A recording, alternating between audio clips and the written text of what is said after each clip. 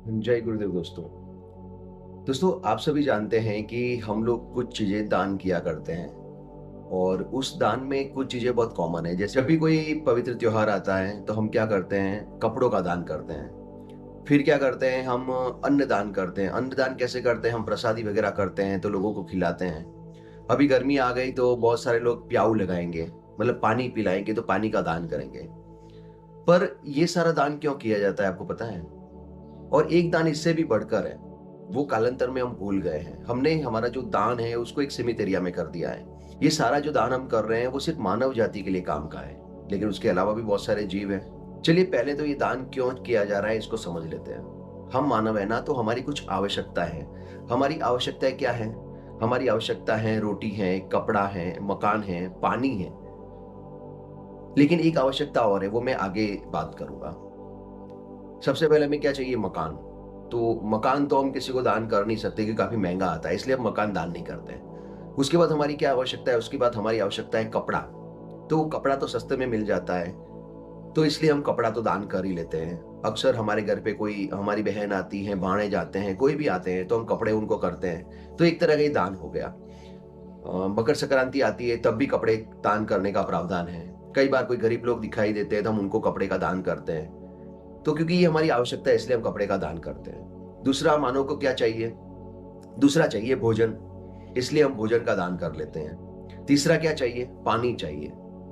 लेकिन आप ये देखिए, कपड़ा, भोजन और पानी, इनमें से सबसे महत्वपूर्ण क्या है? कपड़ा आप दान करते हो, लेकिन आपका ये जो एक जोड़ी कपड़ा है वो 1 साल तक चल जाता है, 2 साल तक चल जाता है, 3 साल तक चल जाता है। ज़्यादा संभाल के रखोगे तो कई वर्षों तक आपका वो कपड़ा चल जाता है। तो कपड़ा इतना इंपॉर्टेंट नहीं है। कपड़े से ज़्यादा महत्वपूर्ण क्या है? पानी या खाना? खाना खाए बगैर आप कम से कम 15 से 20 दिन तक जीवित रह पाओगे। हो सकता है उससे ज़्यादा भी जीवित रह सको। अब खाने से ज़्यादा इंपॉर्टेंट क्या है? खाने से ज़्यादा इंपॉर्टेंट है पानी। पानी पिए बगैर आप सिर्फ 6 से 7 दिन जिंदा रह सकते हो। तो खाने से ज़्यादा महत्वपूर्ण दान क्या हो गया? पानी का हो गया। लेकिन एक चीज़ ऐसी है जो हमारे मानवों के लिए भी इंपॉर्टेंट है और इस सृष्टि में जितने भी जीव हैं उन सबके लिए इंपॉर्टेंट है। वो क्या है? वो है वायु, प्राण वायु। ये जो प्राण वायु है इस ब्रह्मांड में फैली हुई है, इस वातावरण में फैली है, वो सबके लिए इंपॉर्टेंट है। तो आपका जो कपड़े का दान है, आपका जो भोजन का दान है, आपका जो पानी का दान है, उससे भी बड़ा दान क्या है? प्राण वायु का दान। अब ये प्राण वायु का दान आप कैसे कर सकते हैं? चलिए मैं इसको समझाता हूँ। हमारे शास्त्रों में प्रावधान है यज्ञ करने का। यज्ञ हमें प्रतिदिन करना चाहिए। ये यज्ञ को इतना इंपॉर्टेंट क्यों बताया गया है, चलिए थोड़ा सा हम समझ लेते हैं। दोस्तों, इस प्रकृति का जो दोहन है ना वो सिर्फ मानव करता है, पशु इसको कभी हानि नहीं पहुंचाता। पशु तो एक छोटी सी जगह पे रह लेता है, वो कभी जंगलों को नहीं काटता, वो कभी पहाड़ों को नहीं काटता, वो इस प्रकृति को नुकसान नहीं पहुंचाता है रहने के लिए, बड़ी बड़ी बिल्डिंगें बनाने के लिए, घर बनाने के लिए, फैक्ट्री बनाने के लिए। इसका जो दोहन है वो सिर्फ मानव ने किया है। पशु कभी पानी को खराब नहीं करता। सिर्फ हम ही लोग हैं जो कल कारखाने लगा लगा कर इस पानी को खराब कर रहे हैं, वायु को खराब कर रहे हैं। तो इस प्रकृति का दोहन सबसे ज्यादा इंसान करता है। हम इस प्रकृति का नुकसान मन से, वचन से और कर्म से, तीनों तरह से कर रहे हैं। कर्म से कैसे कर रहे हैं? हमारा ये जो शरीर है, हमारे ये शरीर के अंदर जितने भी छिद्र हैं उन छिद्रों से अपशिष्ट निकलता रहता है। मल के रूप में कह लीजिए, मूत्र के रूप में कह लीजिए, नाक से कहिए, कान से कहिए, आंख से कहिए, कार्बन डाइऑक्साइड के रूप में हमारी नाक से, हर तरह से आप अपशिष्ट इस वातावरण में फैला रहे हैं। तो इस वातावरण को आपने दूषित कर दिया। दूसरा, हमारे बहुत सारे लोग ऐसे हैं जो बहुत सारी गालियां बोलते रहते हैं। हमारा जो विज्ञान है वो कहता है कि कोई भी चीज नष्ट नहीं होती, वो सिर्फ अपना रूप परिवर्तन कर लेती है। और ये जो आवाज है वो तरंगों के माध्यम से इस ब्रह्मांड में फैलती रहती है। तो आप जितना भी गंदा गंदा बोल रहे हो, तो ये गंदा गंदा बोलकर भी आपने वातावरण को दूषित किया।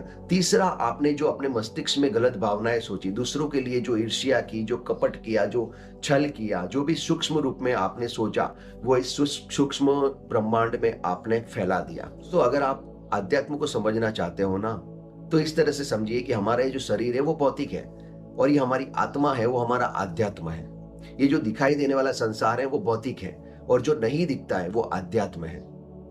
95% चीजें हमें नहीं दिखाई देती, हम श्वास लेने के लिए हवा का उपयोग करते हैं, क्या ये हमें हवा दिखाई देती है? आप बीमार हो जाते हो, आपका एक्स-रे किया जाता है, तो क्या आपको एक्स-रे की जो किरण है वो आपको क्या दिखाई देती है?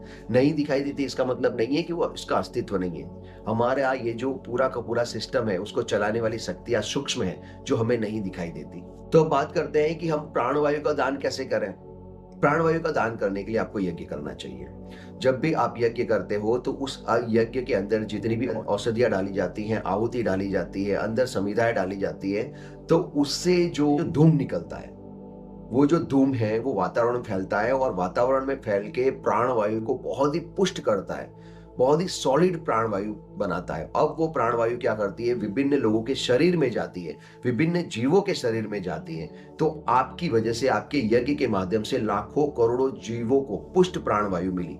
अब आप मुझे बताइए, आपने 200-300 लोगों को भोजन करा लिया, आपने पानी पिला दिया, कपड़ा पहना दिया 100-200 लोगों को, वो बड़ा है या आपने लाखों जीवों को प्राणवायु दी, वो बड़ा है? कौन-सा दान बड़ा है बताइए? और वो प्राणवायु आप देंगे यज्ञ के माध्यम से। दूसरा, आपके वातावरण में जितनी भी ध्वनि का प्रदूषण हुआ है, चाहे वो हॉर्न बजा के हैं या फिर फैक्ट्रियों के माध्यम से हैं या फिर आपने गलत-गलत बोला, गालियाँ दी, वो सारा का सारा जो वातावरण में ध्वनि प्रदूषण हुआ है, उसका शुद्धिकरण कैसे होगा? उसका शुद्धिकरण होगा यज्ञ के मंत्रों के माध्यम से। आप यज्ञ में जो मंत्र बोल रहे हैं, उसके माध्यम से आपके वातावरण का शुद्धिकरण हो जाएगा। तीसरा है, आपके वातावरण में कुछ नकारात्मक शक्तियाँ फैली हुई हैं। हम भी किसी के बारे में गलत सोचते हैं। कभी-कभी हमारे घर में कोई आ जाता है, आपके घर में बहुत सारे लोग आते हैं, उसमें अधिकतर ऐसे लोग होते हैं जो आपसे जलते हैं। वो बैठे-बैठे आपके बारे में बुरा सोच रहे हैं, "अरे यार! ये इतना आगे कैसे बढ़ गया? इसकी इतनी उपलब्धियाँ कैसे हो गई? इसका ये कैसे हो गया?" वो तो आपके बारे में वो सारा गलत-गलत सोच रहे हैं। जो भी लोग आते रहते हैं, गलत-गलत सोचते रहते हैं, तो वो नकारात्मकता जो है वो आपके घर के अंदर फैलती रहती है, फैलती रहती है। 1 महीना, 2 महीना, 3 महीना, 4 महीना, 6 महीना, और 6 महीने बाद क्या होता है, धीरे-धीरे वो नकारात्मक शक्ति आपके ऊपर प्रभाव दिखाती है, आपके परिवार के ऊपर प्रभाव दिखाती है। आपके घर में अचानक से लोग बीमार होने लगते हैं, आपके घर में पैसों की तंगी आने लगती है, आपकी कोई अनायासी नुकसान हो जाता है, आपके रिलेशंस बिगड़ने लगते हैं, आपके झगड़े होने लगते हैं। ये सब क्यों हो रहा है? क्योंकि आपके घर में जो लोग आए हैं, उन्होंने आपके बारे में जो गलत सोचा है, वो नकारात्मकता आपके घर में फैली हुई है। अब ये जो नकारात्मक प्रभाव है, उसको दूर करने का क्या क्या उपाय है? उसके लिए आपको हवन करना चाहिए। आपको हर 2-3 महीने में एक बार, वैसे तो शास्त्रों में प्रावधान है कि प्रतिदिन हवन करना चाहिए, पर अगर आप प्रतिदिन नहीं कर पाते हो तो कम से कम 1 महीने में 1 हवन करवा लीजिए। इससे क्या होगा कि ये जो नकारात्मकता फैली हुई है वो सारी की सारी खत्म हो जाएगी। यज्ञ करने का एक और फायदा है कि यज्ञ एक सत्कर्म है, और जब हम सत्कर्म करते हैं तो हमारी सद्भावनाएं जागृत होती है। जब भी आप यज्ञ करके उठेंगे तो आपकी अंतरात्मा इतनी प्रसन्न हो जाएगी, इतनी तृप्ति का एहसास होगा कि आप अपने शब्दों में बयान नहीं कर पाते हैं। और हर एक यज्ञ के बाद आपके अंदर की जो प्रवृत्तियां हैं, आपका जो मन है वो धुल जाता है। आपके जो कषाय कल्मष हैं, जन्म जन्मांतर के जो संस्कार हैं, वो धुल के आप पॉलिश हो जाते हो, बिल्कुल निर्मल पवित्र होते जाते हो। तो कहीं न कहीं आपके अंदर जो सद प्रवृत्तियाँ हैं, उनका भी विकास होता है, उनका भी संवर्धन होता है। तो वैसे तो यज्ञ के ऊपर अगर मैं सुबह से शाम तक बोलूँ, तो भी कम है। लेकिन ये कुछ मुख्य बातें हैं, जो मैंने आपको बताई हैं कि आप जो पानी का, कपड़े का, भोजन का दान करते हैं, उससे भी बढ़कर यज्ञ की महिमा है। यज्ञ से आप लोगों को प्राणवायु दे रहे हैं। आप यज्ञ के अंदर जो घी यूज़ करते हैं, अगर उस घी से अगर आप लड्डू बनाएँगे तो 5 से 7 लोगों को खिला देंगे। लेकिन वो जो घी है वो यज्ञ में आपने आहूत कर दिया, आहूत करके वो धूम बन के वातावरण में फैल गया। तो वो वायु के माध्यम से, प्राणवायु के माध्यम से कितने जीवों के शरीर में जाएगा, मेरे शरीर में जाएगा, आपके शरीर में जाएगा, आपके परिवार के शरीर में जाएगा, पड़ोसियों के शरीर में जाएगा, गाय के शरीर में जाएगा, ऊँट के शरीर में जाएगा, बैल के शरीर में जाएगा, कीड़ी, मकोड़ा, कॉकरोच, चूहा, बिल्ली, कितने प्राणी, असंख्य प्राणी, तोता, चिड़िया, कोयल, कौवा, बाज, कबूतर, आप गिनिए जितने भी प्राणी श्वास लेते हैं, उन सबके शरीर में श्वास के माध्यम से जाएगा। तो अब आप मुझे बताइए कि सबसे बड़ा दान क्या हुआ? जी हाँ, यज्ञ के माध्यम से आप सूक्ष्म रूप में इतना बड़ा दान कर रहे हैं कि आपको खुद को पता नहीं है। तो यज्ञ के बहुत सारे लाभ हैं, आपके शरीर को लाभ हैं, दूसरों के शरीर को लाभ है, दूसरों की बुद्धि को लाभ है, दूसरों के सद्कर्म जागते हैं, वातावरण में जो नकारात्मकता फैली है उसका परिशोधन होता है, वायु का परिशोधन होता है, ध्वनि का परिशोधन होता है। तो इतने लाभ अगर यज्ञ के हैं, तो हमें यज्ञ क्यों नहीं करना चाहिए, आप मुझे बताइए? तो अगर आप यज्ञ करवाना चाहते हैं तो आप मुझे नीचे कमेंट करिए, मैं आपके घर पे आकर आपके घर में यज्ञ करूँगा, मेरी पूरी टीम आएगी गायत्री परिवार की, और आपके घर में एक दिव्य माहौल बनेगा। तो जल्दी से बताइए किन-किन लोगों के घर में हवन करना है, ताकि मैं सबके शेड्यूल फिक्स करूँ और विद्यालय जाने के बाद 1 बजे के बाद मैं फ्री रहता हूँ, तो 2 बजे से लेके 4-5 बजे तक 2 घंटे का जो समय है, वो हम आपके घर पे यज्ञ करके इसका पूरा फ़ायदा उठाएँगे और आइए इस वातावरण का परिशोधन करने में हम सब हमारे यज्ञ की आहुति दें। तो यज्ञ ज़रूर कराइए, यज्ञ करने के लिए आप मेरे से कॉन्टैक्ट कर सकते हैं और हाँ, इतना बड़ा कोई खर्चा नहीं है। गायत्री परिवार के यज्ञ हैं, वो कम से कम बजट में हो जाते हैं। बस आपकी श्रद्धा से आप जो देंगे, हम उसे स्वीकार करेंगे। बस अधिक से अधिक यज्ञ कराइए और किन-किन लोगों को हवन कराना है, नीचे कमेंट करके बताइए। जय गुरुदेव।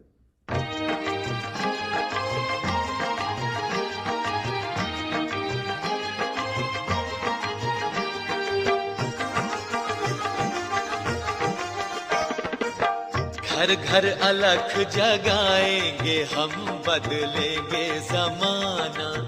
घर घर अलख जगाएंगे हम, बदलेंगे जमाना।